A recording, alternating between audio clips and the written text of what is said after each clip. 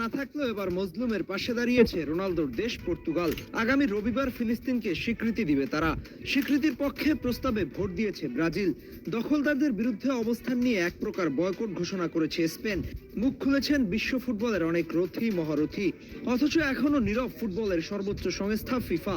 ইউক্রেনের বিপক্ষে মাত্র 4 দিনের যাত্রায় রাশিয়াকে নিষিদ্ধ করে ফিফা, অথচ বছরের পর বছর নিষিদ্ধ দেশটির করা অত্যাচারের মুখে কুলু পেটে বসে আছে ফিফা ও উয়েফা।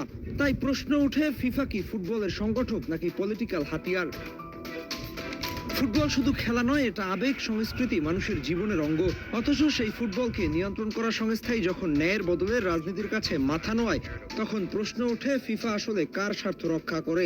বিবিসির দেওয়া তথ্য মতে স্বাধীন রাষ্ট্র করার প্রস্তাব পেশ করে জাতিসংঘের দেওয়া প্রস্তাবে বাংলাদেশ সহ সরাসরি সমর্থন প্রদান করেন 143টি দেশ, যেখানে উল্লেখযোগ্য ছিল ব্রাজিল ও স্পেন। কিন্তু বিপক্ষে ভোটদান করে যুক্তরাষ্ট্র, আর্জেন্টিনা সহ 9টি দেশ। তবে ভোটদানে বিরত থাকা 25টি দেশের মধ্যে থেকে এবার স্বীকৃতি দিতে যাচ্ছে পর্তুগাল। নিজের পুরো জীবনে যেমন অন্যায়ের বিপক্ষে মুসলিম মানুষের পাশে বর্ণাঢ্যদের সাহায্য করে এসেছেন ক্রিশ্চিয়ানো রোনালদো, তেমনি মানবিকতার জয় করে নতুন এক নিদর্শন রাখতে যাচ্ছে তার দেশ পর্তুগাল। সাবেক ফরাসি ও ম্যানচেস্টার ইউনাইটেডের তারকা ফুটবলার এরিক ক্যান্টোনাও মুখ খুলেছেন নিষিদ্ধ দেশটির প্রতি।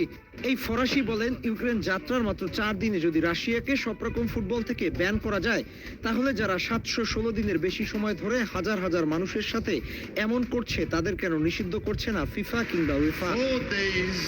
After Russia started the war in Ukraine. FIFA বারবার আমাদের বলছে তারা রাজনীতির বাইরে, ফুটবলকে তারা সবসময় আলাদা রাখতে চায়। কিন্তু বাস্তবতা, ফিফার নিয়ম সবার জন্য সমান নয়।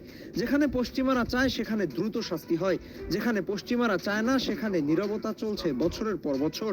65 বছর আগে দক্ষিণ আফ্রিকায় ম্যান্ডেলা পরবর্তী বর্ণ বৈষম্যের কারণে নিষিদ্ধ করেছিল ফিফা। যুগোস্লাভিয়া আলাদা হওয়ার সময় রাজনৈতিক অবস্থার কারণে দল নিষিদ্ধ করেছে ফিফা। 2022 সালে রাশিয়ায় জাতীয় দল এবং রাশিয়ার সব ক্লাব আন্তর্জাতিক ফুটবল থেকে নিষিদ্ধ ঘোষণা করা হয়। কারণ হিসেবে বলা হয়, ফুটবলের পরিবেশ ধ্বংস হয়ে যাবে, খেলোয়াড়দের নিরাপত্তা থাকবে না, শান্তি প্রতিষ্ঠার জন্য খেলাকে ব্যবহার করা যাবে না। অথচ নিষিদ্ধ দখলদার গোষ্ঠীর বছরের পর বছর মুসলিমদের সাথে করে যাওয়া অন্যায় নিষিদ্ধ তো দূরের কথা, কোনো মন্তব্য পর্যন্ত করেনি ফুটবলের এই নিয়ন্ত্রক সংস্থা। রাশিয়ার ইউক্রেন সময় একজন ইউক্রেনিয়ান খেলোয়াড় যুদ্ধের কারণে মাঠে নামতে পারছিল না, তার জন্য বিশ্বব্যাপী প্রচার হয়েছিল, বিশাল ক্যাম্পেইন হয়েছিল। অথচ মধ্যপ্রাচ্যের আমাদের ভাইদের দেশের স্টেডিয়ামগুলো ভেঙে চুরমার, শত শত তরুণ ফুটবলার জীবন হারিয়েছেন বা আহত, তাদের প্রিমিয়ার লিগ প্রায় বন্ধ হওয়ার পথে। জাতীয় দল নামতে পারছেন না, কিন্তু তাদের কষ্ট, তাদের এই দুর্দশা নিয়ে ফিফার নেই কোনো নিষেধাজ্ঞা, নেই কোনো বক্তব্য। বিশ্ব সমাজ কেমন চোখ বন্ধ করে থাকে তাদের ব্যাপারে? কেন এমন করে সারা বিশ্ব? উত্তর জানা আছে আপনাদের?